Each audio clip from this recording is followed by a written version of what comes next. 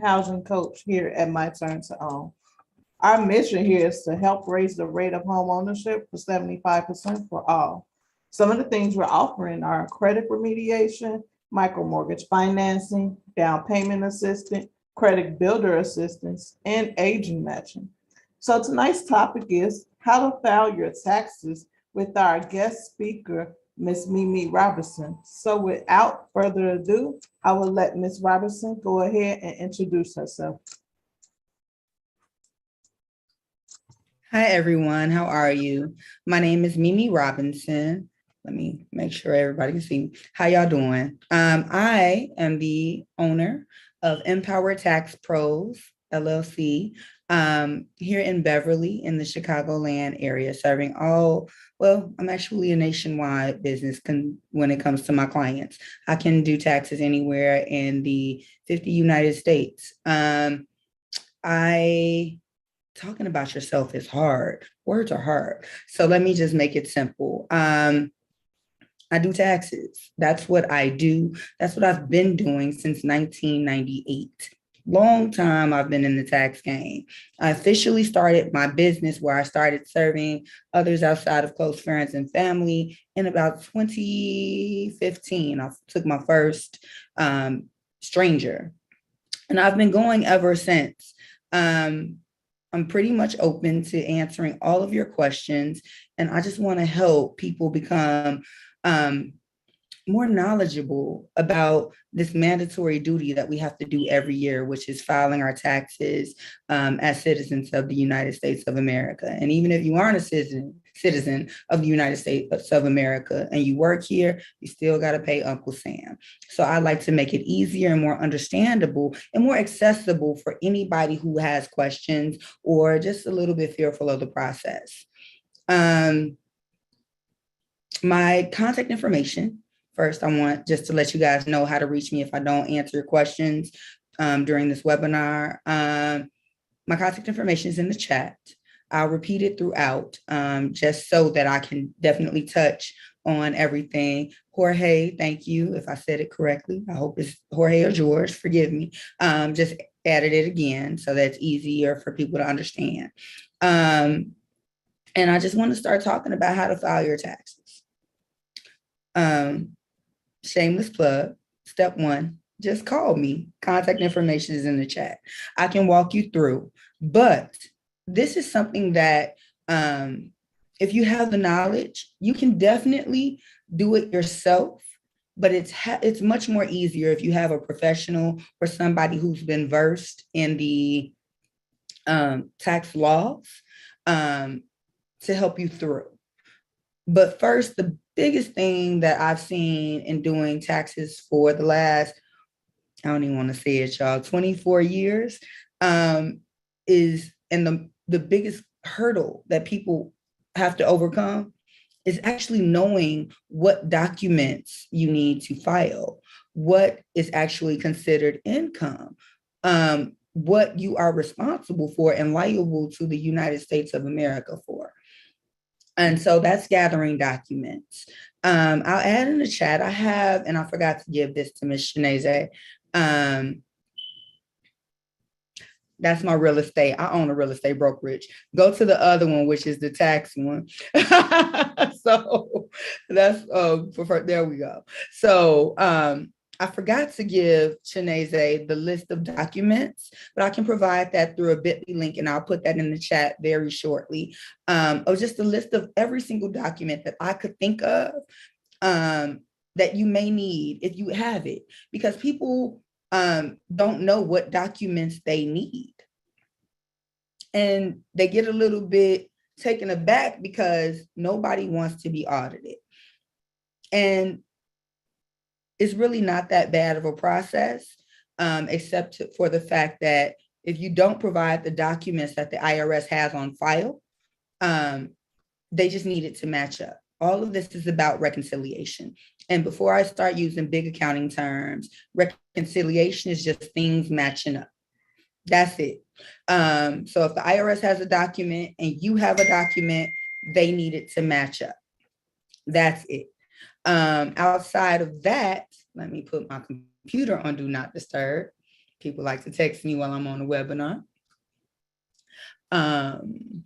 Outside of that, it's not that big of a deal. Anything that you receive in the mail that says important tax document, keep it and put it to the side until you're ready to file your taxes. If you're not using a tax preparer, I suggest that you create a file folder for every year that you get those documents. Now, this is the thing.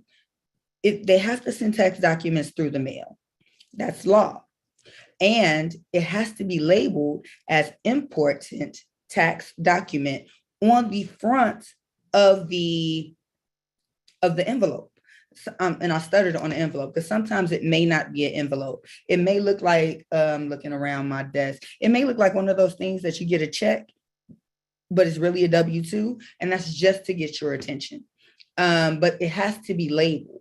So, and sometimes people don't label it, small businesses, but you're going to get your tax documents through the mail.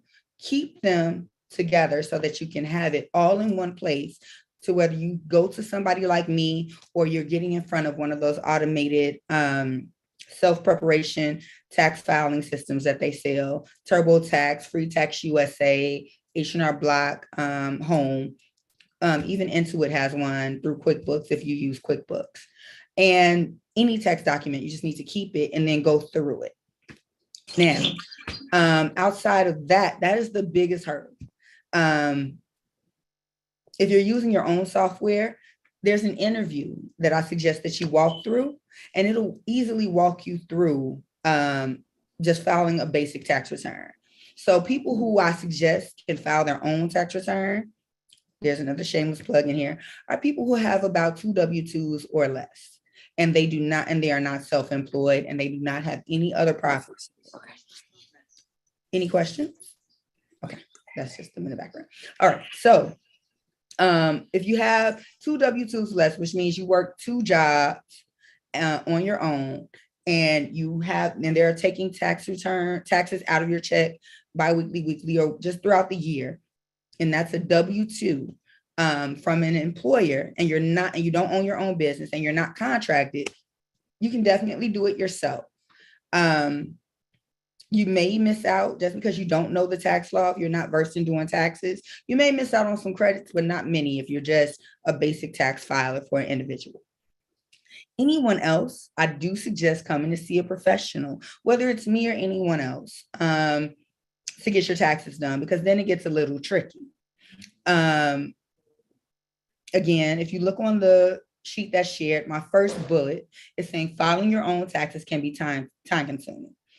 And people, even with those 2 tax returns, because it's daunting, which means it's a little bit scary if you don't know really what you're doing and you haven't filed your taxes for a long time. It can take a long time to do it because people just don't want to get it wrong. People who need to see a professional like me are people who have 3 or more W-2s, people who have received a 1099 MISC, which is 1099 miscellaneous, meaning they sell goods or services, or 1099 NEC, which is non-employee compensation. That's a new file, it was introduced since 2020 for people who have worked for others and received payment. People who are self-employed, meaning that you own a business. People who own property, people who collect rental income. So any of those people, they definitely need to see someone who can get their deductions. And a deduction is anything that lessens your tax liability. They need to come see someone like me. Again, the second bullet is saying tax preparation fees can be deductible, meaning that if you are one of those people who have those eligibility for deductions, you can write me off in the next year for whatever my fees were for you. All right. What else can I cover? I'm speaking to a group, and Shanae or Sade ring in for me. I'm speaking to a group of potential first-time home buyers, correct? Yes, ma'am. Yes, you are. All right. So let me tell you the importance of filing your taxes. One, you have to file your taxes to get a mortgage loan. So unless you're buying cash, you need to have your taxes filed because they need to have a record of your income. I don't want to get so deep in the tax return, but there's this little thing. It's not a little thing. It's actually a big thing on your taxes called adjusted gross income. That is the amount of income that the U.S. government bases your taxes, your liable taxes on for that year. Now, the adjusted gross income is so important, especially for those people who I said need to see me, the people with contract income, the people with self-employment income, the people who have rental property or houses, which all of you will become. I'm speaking into existence for all of you on the line. So you will become homeowners. Do not let that dream be deferred, no matter how much it's delayed. For those people who have the adjusted gross income, you want to make sure that when you're in the home buying process, you are maximizing that one line. Okay. You want to make sure that that line shows the truest income that you can, because that affects how much house you can purchase. So, for example, I'm a small business owner. We want to write off everything. Kitchen sink, everything that we spent down to the pencil. We want to write off everything. Family, we don't want to pay nobody. We want to write off everything so that we can lessen our tax liability. All right. Now, I didn't speak on a refund. I'll get to that later. So we want to lessen our tax liability. And we want to do that so that we don't have to pay the government anything. You hear in the news, for those of you who watch the news, every tax season, they bring up millionaires and Trump and all of those people who don't pay any taxes because they pay somebody like me to write off everything. Okay. Now, there are plenty of ways that you can do this through tax law, which is why everybody's up in arms about these millionaires not paying their fair share. Meanwhile, small business people and middle class people, upper to lower class people are paying the bulk share of U.S. government's taxes up to 40%. Meanwhile, these people aren't paying anything. And that's because they have all the deductions and they understand tax law.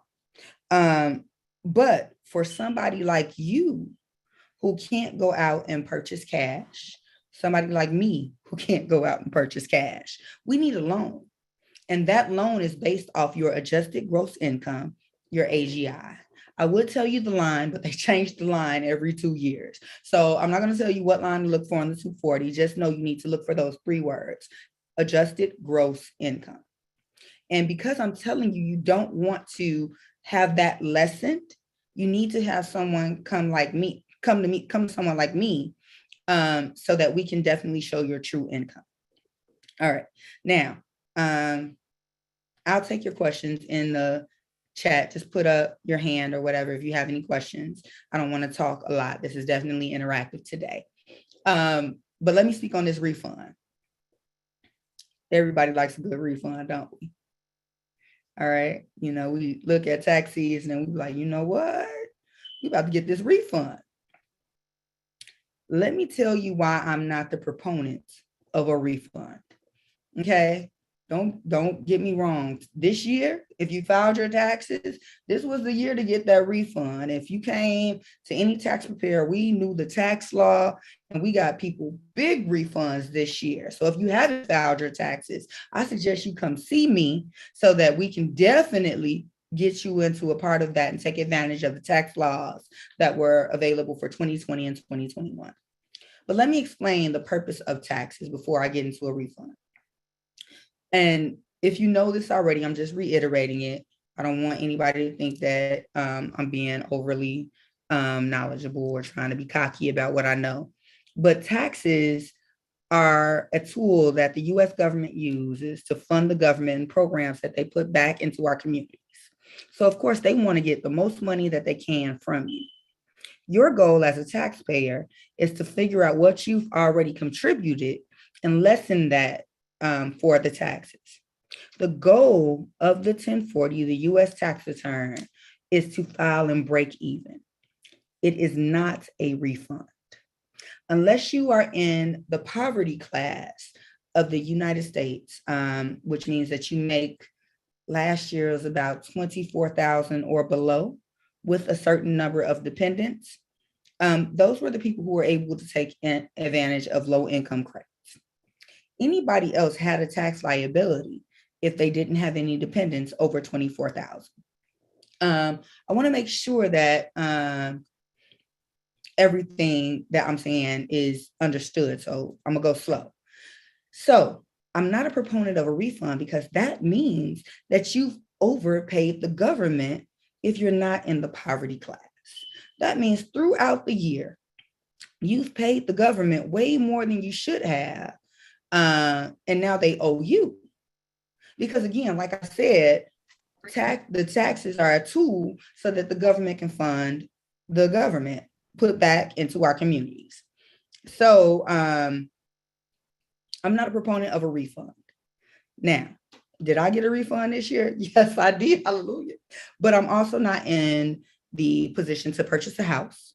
I already own property, and I'm not trying to utilize my taxes as a tool to get more income. Now, does that mean that you can't have a refund and also have a decent AGI? Not at all. That's again why I say you should come to a professional like myself or anybody else. I'm of the motto that I don't care where you go as long as you go, because this is a mandatory thing that you have to do yearly so that you can be counted as a U.S. citizen, as a tax-paying U.S. citizen, so that you can have this loan. If I'm going too fast, just go ahead and ask your questions or raise your hand. Thank you, Ms. Robinson. We do have a question. Ms. Tracy Gibson Jackson, if you can unmute yourself. Sure. Thank you. Thanks for being here tonight.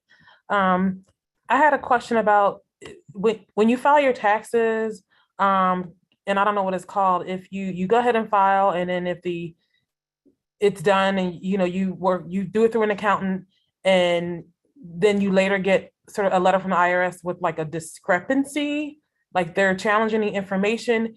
Can you have like a do-over or revise, or like how does that work? Can you talk about that? That is called an amendment. Okay. And if they have revised your taxes, that means that they've seen something on your tax return that they do not agree with, whether you've missed a source of income or whether you've taken a credit that they don't agree with.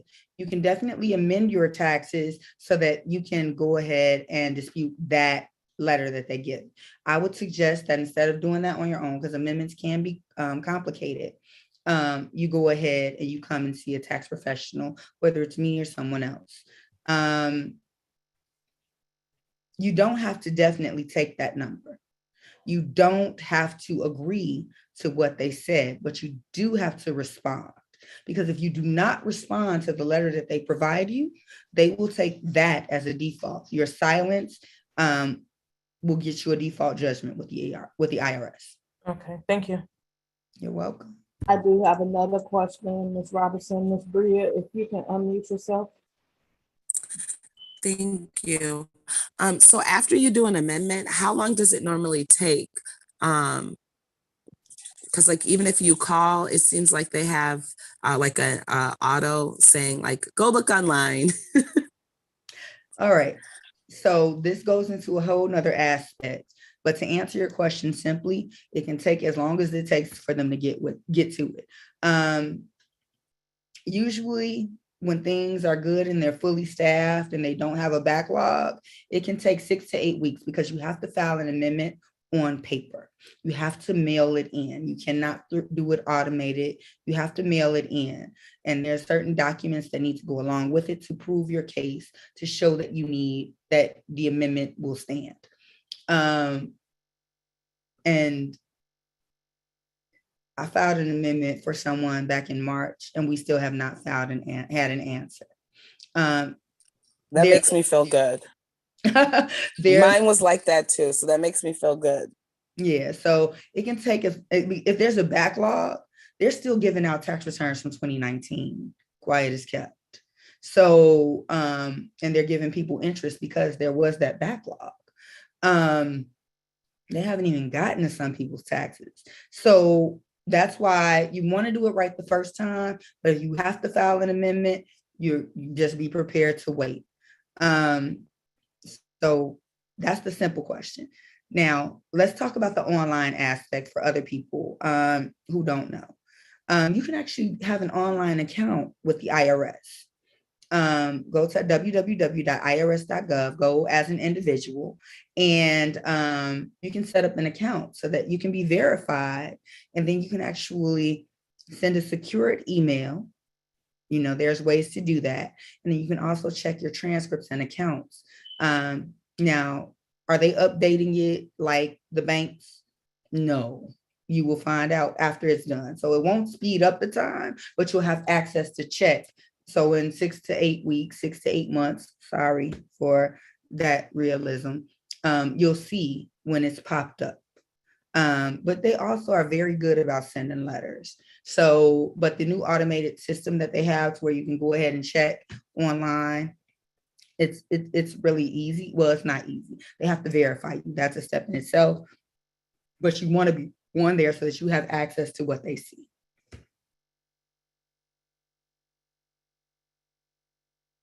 I believe that was all for the questions right now, Ms. Robertson. Those are done. Those are for the questions. All right. So I have one of my partners texting me. He says it can be done automated depending on the system. So if you have a tax preparer who has a system to file an amendment automated, they can. But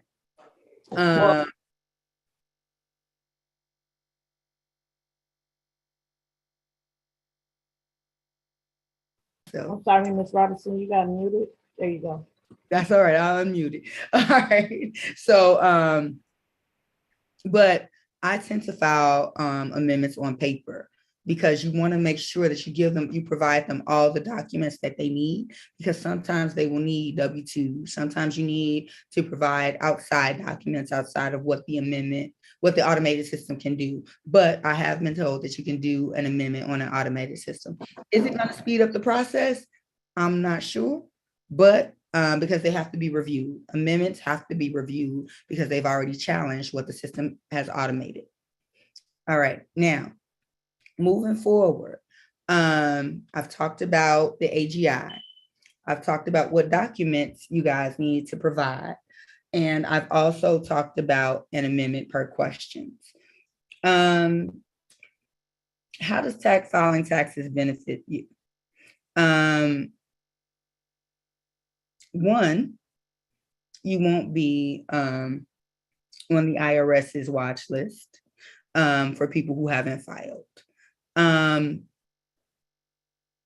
What else do I need to say? How does it benefit you? You can get a refund. It's mandatory. I mean, the refund isn't mandatory. It's mandatory for you to file. But if you have the right person to do your taxes, you can get a refund and still have the correct AGI or the adequate AGI to purchase a home, and enough home that you'll be satisfied with per your income. And it's just all around to do a good thing, because you just don't want to get behind on filing taxes. It tends to be overwhelming, and people just, once you miss a couple years, some people just go a couple more. I have a client who I've done about 7 years of tax returns because they got challenged, didn't know what to do, didn't answer the letter, and then they had a liability. So I had to go back. Now, let me speak on that. When you have that liability and you've been challenged and you don't answer, we can only go back 7 years to file your taxes. You will only, if you're due a refund of any sort, you will only be able to collect that refund for 3 years. So in the case of my client who had so many years, I could only go back 7 years of tax returns. And then they actually were getting a refund for 5 of them. But they could only collect the past 3 years, 3 calendar years of refund, because after 3 years, the IRS says, you didn't get it, we're not giving it. And that's what people don't know. Let me also clear up some myths. And my partner, when you're listening, go ahead and just let me know. Myths, that deadline, that big April 15th, April 18th, second or third week of April, the tax deadline that they put on the news and everywhere else. It's a deadline. You should meet it, but you don't have to. You can file an extension. All is not lost if you don't meet that deadline. You can still file your taxes up to 3 years later if you are due a refund. And then they still want you to file your taxes up to 7 to 10 years, actually, just so that you aren't, if you owe, just so that you don't have to have that burden on you. They will take it. What else? If you owe, and they will put, there is a penalty if you owe when you file an extension. You do not have to pay your whole tax liability at the time of an extension. You can pay a portion of what you think you may owe. I would say go with a really low number, then file your taxes and then settle up on a payment plan. If you are getting a refund, that extension don't apply to you. They owe you money. They don't want you to file anyway because they owe you money. They want you to wait those 3 years so that they don't have to pay you. But I still say file because there are no penalties if they owe you money. You actually let them hold on to your money a little longer without interest because you didn't file the proper paperwork. So that's just the myth of the extension. Another tax myth. Can I you mind if I jump in, Miss Robinson? Yes, hey Don. Listen, I must say, everybody that we send to you raving reviews. You're very personal. You go above and beyond. You treat every client like it's your own. We appreciate you. And you just you know your stuff. This is my advice to everybody on this call. First, I'd like to say, thank you all for jumping on the pathway of home ownership. But I really want to, I can't stress enough how it's at a time in our lives where we just got to handle our business. Every time we think about filing taxes, we're like, oh, we don't, I don't want to owe, and I get it, I understand, because when you're in survival mode, every little bit count. When you write everything off on taxes, you pay for it later on down the line when you're trying to purchase a house. The more you write off, what you're really saying is, the less I make. The more you paying in taxes, it's saying the more you make. And if you owe, don't be afraid of owing. You could get a payment plan for $50 a month. They just want to know that you're paying. When you get that payment plan up and going, they're not trying to come garnish your wages. They're not going to come knock on your door. But you have to be proactive and handle your business. What I tell anybody, when you're talking about taxes, when you're talking about your credit, it goes right down in the category of your health. Are you going to get checkups, annually, things of that nature, because you really want to make sure that you're well positioned where when it's time for you to buy, you can do the doggone thing. You don't want to be in a place where, oh, now you're inspired and now I want to buy and now I got a lump sum of money, but the only way I can do it is if I pay cash. The name of the game is spend other people's money. That's the name of the game. So you may look at it like, whatever Miss Robinson's fees are, you may look at it like, and I don't know your fees, Miss Robinson, I'm just speaking, just in general. You may be like, oh my gosh, H&R Block, they out here murdering you, like hitting you dead over the head. They just do not care about you or your community. I'm sorry. I'm going to just say it and put it on the records. A lot of these big companies, they are taxing. It's very hard to find somebody that cares about you, go above and beyond, and is going to teach you strategy.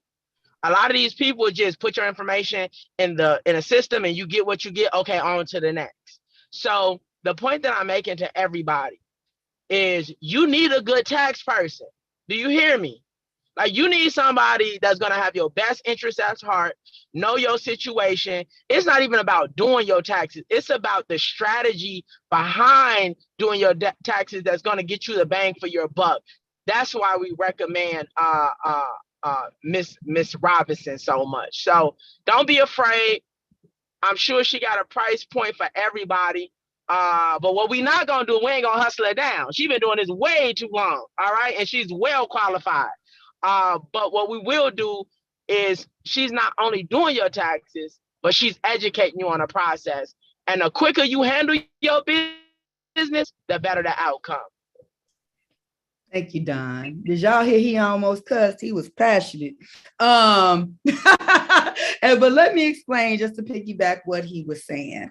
And we're not gonna knock H&R Block. I started off part-time. I didn't start with H&R Block. Backstory, my mama, when I turned 18, I was going to U of I. My mama threw her W-2 at me and was like, do my taxes. I credit my mother with starting me off on this business. And that's how I got in. But I was doing her taxes and I was like, let me learn a little more. So I started at H&R Block. And I'm not downing them because they give a great tax class. They actually taught me back in 2003 how to do, actually I learned in college, but they teach you in a very personable level how to do the 1040 by hand. At least they used to. So I can do the 1040 by hand and I'm grateful to them. But let me speak on what Don was saying, and then let me give you a little bit of my background.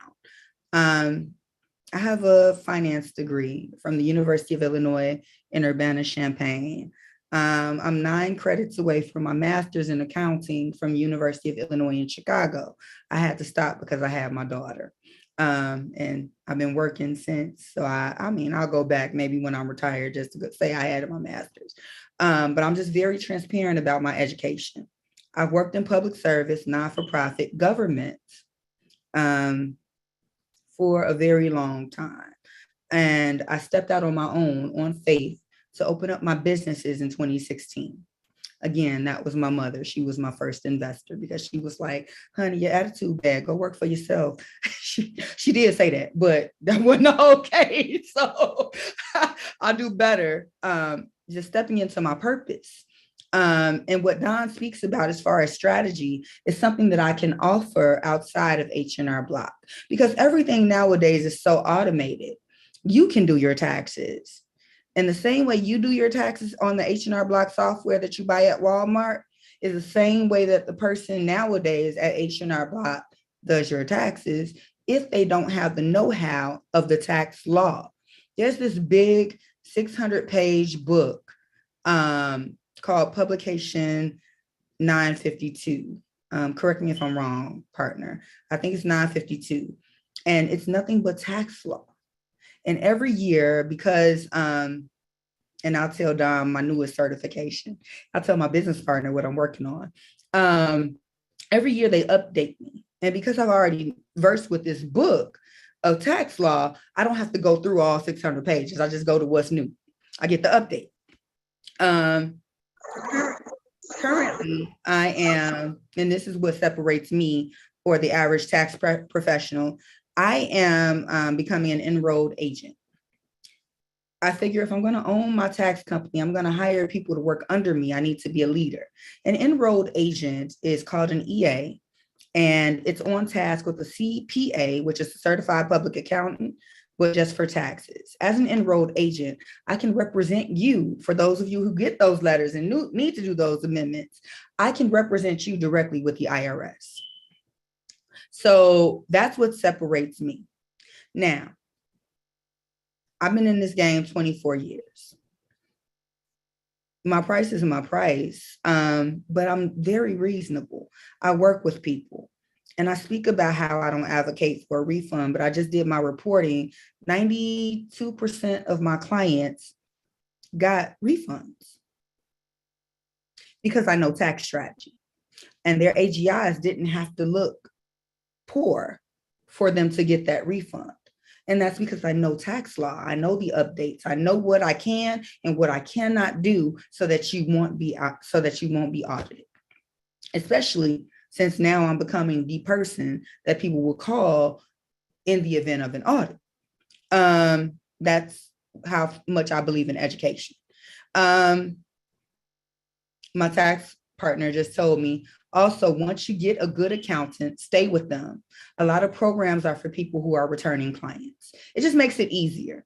So, you know, the first year, My small business taxes start at $750. The next year there'll only be $500. Why? Because I have all your information in the system and I can just update. And if you haven't had many changes, then it won't be more than that. Well, much more than that, because I charge by the form and what I need to do for you. My average tax client this year paid about $650. And that's because we were doing strategy. H&R Block, you go in to a regular tax professional and you wait 3 hours for the person. You spend about 50 minutes to maybe an hour and a half, depending on how good they are. And then you're gone. My tax returns usually takes 3 to 5 business days. Why? Because I'm running you through my system. I'm double checking. And then when I go over, we have another meeting after our initial meeting to go over what I've done so that you can see how I came to these numbers, rather than you just getting a document and a copy of your W-2s and you walking out the door. So you pay for all of that service when you come to a tax professional. And I can't claim or speak to what any other tax preparers do outside of my business partner. But that's how I handle my business. But again, tax preparer is like the biggest relationship outside of your significant other and your pastor. I don't get in between and I don't steal clients. Why? Because when you have your tax preparer, they know all your business. Y'all go together. I go with all of my clients. We are together. And so you want to make sure that when you find somebody that you can stick with, you stay with them because they know the ins and outs of what you can do. My business partner just types in and talks about he's my assistant. He's definitely not. He has more knowledge than I do. So he's typing in points about what I'm speaking. So with all this being said, if you have any questions, I can answer. I'm here and I'll hold out and I'll just wait. Just chime in, unmute yourself and just ask or talk to Sade, find out who needs to ask questions or if there's anything just specifically you wanted to know. There's a question that I will answer if someone brings it up regarding how people were getting $30,000 refunds this year. It was possible, but you got to ask me about it. Yes, thank you so much, Ms. Robinson. We really appreciate that. We do have a question here. The question is, how were people getting $30,000 refunds? All right. Fraud. So most times it was fraud if you did not have the income to say that you paid $30,000 into the government. There was a credit that I'm not going to advertise here that people were abusing. It's very hard to dispute, but once the IRS does their reconciliation at the end of this calendar year, that happens around August and between August and November, a lot of people are going to have some questions to answer about how they were getting those $30,000 refunds. It was possible. I seen the checks. I didn't cut any of those checks because I believe in doing business ethically. If they didn't like the refund that I was given after I went through all the legal credits, I definitely sent them elsewhere, or just told them to go elsewhere because it would jam you up more than getting this fast money from the US government and then having to repay it, all that money back later. But it was possible. Do I know how to do it? Yes. Did I use that credit for clients that qualified? Indeed, I did. Why not? But for clients that didn't qualify, definitely let them know when they asked about it, what it was and why I wouldn't do it for them. And then they made their own decision. Ms. Robinson, I have a question. Yes. Now, I don't know if this is a rumor, but I heard somewhere down the line that you are forgiven from all of your taxes once a lifetime. Is that a rumor? Like, if you way behind in taxes, once in a lifetime, you can call and be like, hey, I want to use my, tax forgiveness or something of that nature. Is that true or false? The only time you're forgiven from taxes is through death. That's definitely false. But there is a way to be forgiven through taxes. Because if you know anything, and a lot of people don't, you cannot file bankruptcy on a personal liability. So if you get a judgment where you owe an individual outside of a business, you can't file bankruptcy on them. And you can't file bankruptcy on federal money, on the government. So that's why when people go to file a Chapter 7 and they owe the city of Chicago parking tickets, I've done it. You have to do a bankruptcy Chapter 13 because I don't pay the city.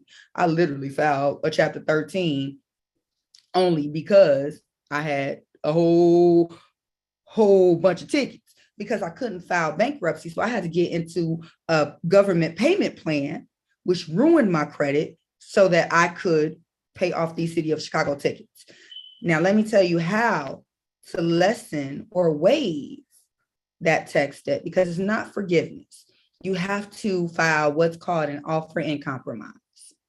And you have to have a professional, a CPA, a tax preparer who's versed in that, who's actually taken the class and knows how to get it done, or an enrolled agent to get that done for you so that you can make a plea with the government through a written agreement why you have to have your tax debt lessened.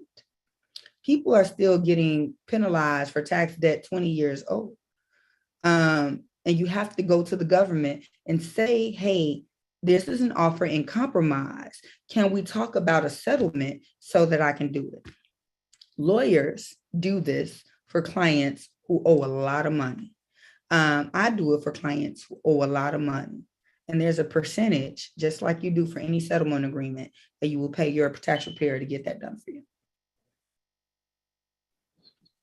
Another question, when does it get ugly? Because, they will garnish your wages. What does that look like?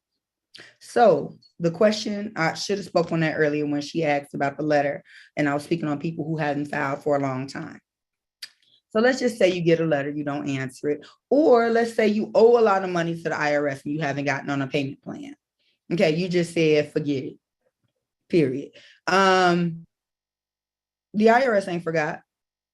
And because they are the government, and because the government runs the Social Security Administration, if you ever have a job, they will garnish your wages.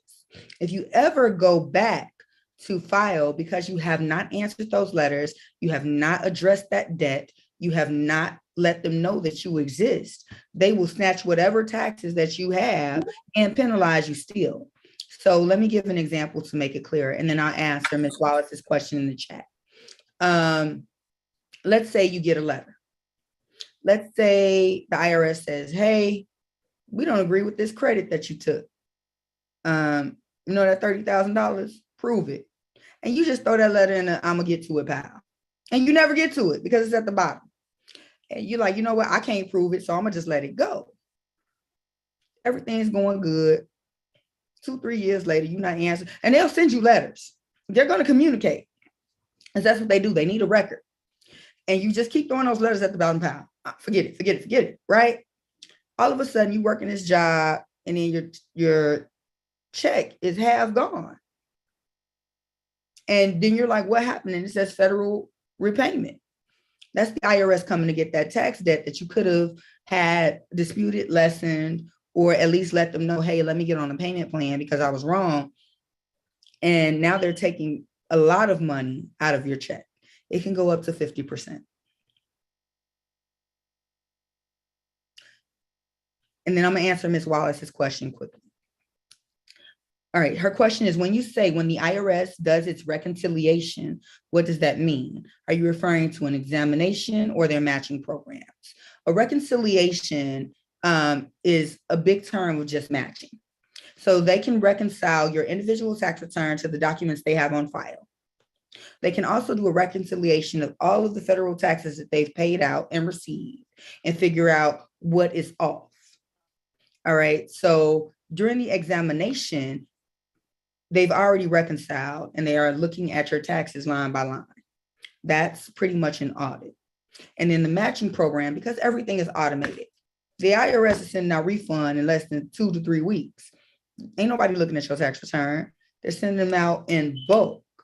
The automated system matches up, hey, this lady, our system says she has 3 W-2s and 2 1099s. Does she have 3 W-2s and 1099, 2 1099s for this amount?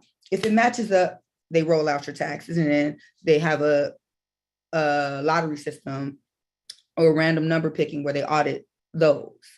But if it doesn't match up, they will do that examination and matching process immediately. But at the end of the year, they have a big extreme where they're looking at everything they've received and everything they paid out, because again, they're trying to pay the US government's bills.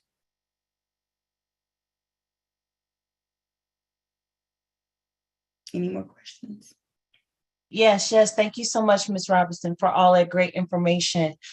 We do have another question as far as if you are receiving any disability or SSI, how would they go about that?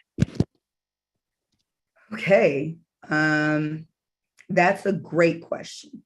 So if anybody is receiving SSI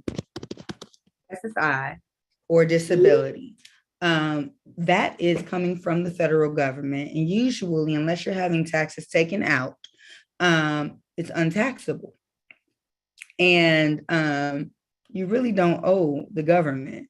In fact, when you're getting that amount of money, unless you paid $1 million into the system, it's really not anything that you qualify for a refund or a tax liability for. But here are some tips that I learned this year. If you're receiving any of that income and you're still working, you can work up to a certain amount. I think that the ceiling this year was $16,300 that you can work. And then if you have taxes taken out of that money, coupled with dependents, you're getting a refund. Even if you do get SSI and disability, you still want to file it if it's a substantial amount of money so that your AGI can be recorded. And if you have dependents, you'll get a refund. I've seen it happen. In fact, I do it for my mother. She takes care of one of my nephews, and man, she gets a refund. I don't like the seniors because she's just getting a retirement from SSI. I don't like seniors taking advantage of that, taking care of our kids, but she gets a refund. So even if you have dependents, if you're on SSI or disability, you should file, but make sure that you have other tax liability coming out. So if you have SSI or disability and you have taxes coming out, file that. You'll at least get your taxes back. And if you have anything under and you're under the poverty threshold, you'll qualify for credits like the EIC, dependent credit, advanced child tax credit, all of that. So I still say file.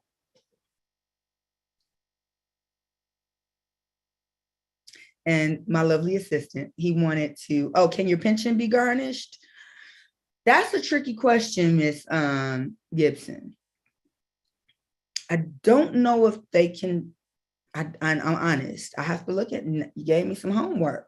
I'm going to look to see if their pension can be garnished, if your pension can be garnished, because most likely pensions are untouchable.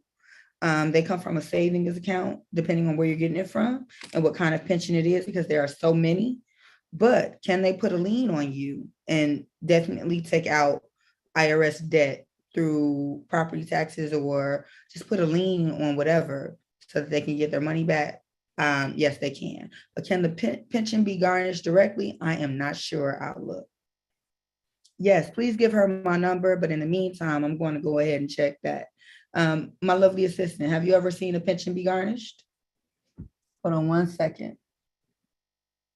So he just sent me, and I'm going to read it. The tax law treats pension income substantially the same as Social Security checks. Child support and government debts like taxes, student loans can garnish your pension checks, but most other creditors can't. So it can be garnished because they treat it like Social Security debt because it comes from them. But it also depends on where it's coming from, because I believe it's coming from a private annuity, railroad. If you've been lucky enough to get a pension from the railroad, it cannot be touched because those are backed by the government. I'm sorry, a federal annuity. Private annuities, they can come like a creditor. But please give her my number and I'll have definitely more answers because I've never been asked that question. All right. And then what my assistant was talking about before. Wait, I'm calling him my assistant. I'm gonna pay for this later. Oh, he's a tax professional in North Carolina, or in Maryland on the East Coast. There are ways to pay your tax prep. Just speaking on what Don was speaking on earlier, to speak on people going to H&R Block or doing it themselves because it's cheaper and you have the ability to. Tax professionals like me, like real professionals, not somebody, and I used to be this person, not somebody doing that out of their living room. I literally started on my kitchen countertop doing that person's taxes in 2015. And I didn't have the ability to take my tax preparation fees directly from your refund. Now, if you owe the government, you will have to pay your tax professional upfront or work out a payment plan with them, depending on how much it is.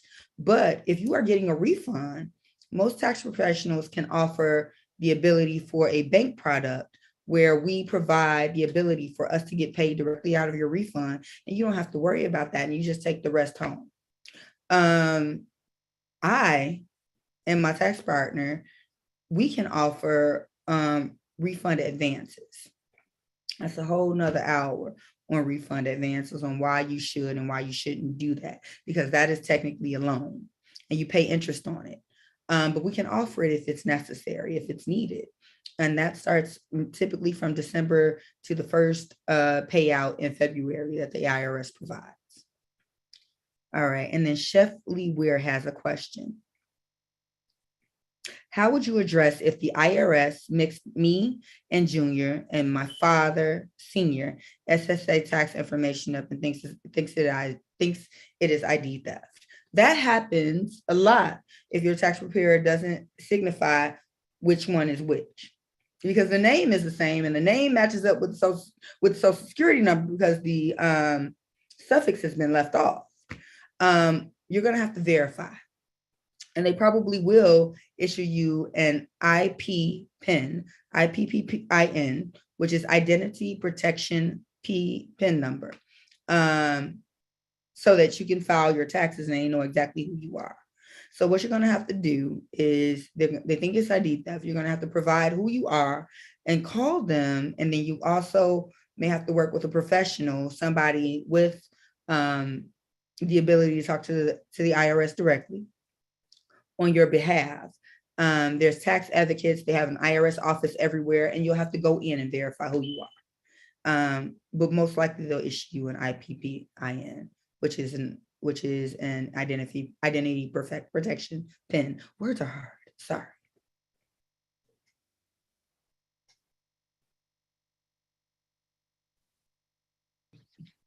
Wow, Ms. Robinson, thank you so much for all of that great information. We do have, do you think that as well? Okay, so we do have one more question, and that is about self-employment. So if you are a self-employed person, what is the best way to go about doing your taxes, and what documentation will you need to do them properly? Okay, so self-employed person. Now that is a big one, because that means that you are operating as a business or self-employed, which means you have not paid into the government. You haven't had someone else pay into the government on your behalf, which means that you would have to pay into the government on your behalf. And most self-employed people, about 90% of them, do not. Because one, they don't know how, or they just want to wait to settle up at the end of the year. Again, you'll need all the documents, and I'll send you guys, I'll put the link in the chat. Give me 1 second to get that. It's my bit.ly link. So that you have the tax preparation checklist, which lists out all the documents that anybody will ever need. And, but the main document that you will need is a profit and loss statement. If you are a recognized self-employed individual with an EIN number, employer identification number, federal employer identification number, whereas whether you're an LLC, a self-proprietor, or anyone else, you already are known as a business to the government. You can definitely file your taxes with that. But there are a lot of documents, but a profit and loss statement shows how much income you've brought in and how much money you've spent out based on your business. And there's a document that the IRS provides within your tax return. It's called a Schedule C that shows the business that you have to file. So let me go ahead and put that link in there. Also, my tax partner is saying that if you have a receipt book on hand, you can have that as well. But that takes a lot of work for someone like me. And we typically charge a little bit more if we have to go ahead and itemize your expenses and gross profit.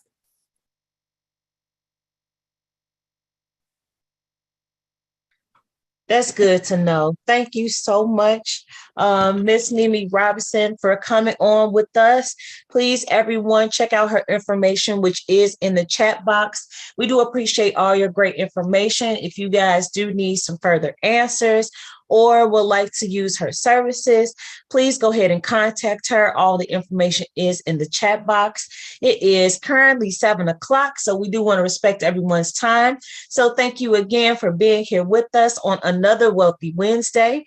Until next time. Oh, and also check out that link that she just posted into the chat box. Please check out that link for all the documents you'll ever need. All right. Thank you so much for your time, everyone, and have a great rest of your evening. Enjoy your night, everybody. Good night. All right, good night. Good night. Thank you. You're welcome. Have a great evening. Definitely, you all can reach me at 872-205-5868 with any questions.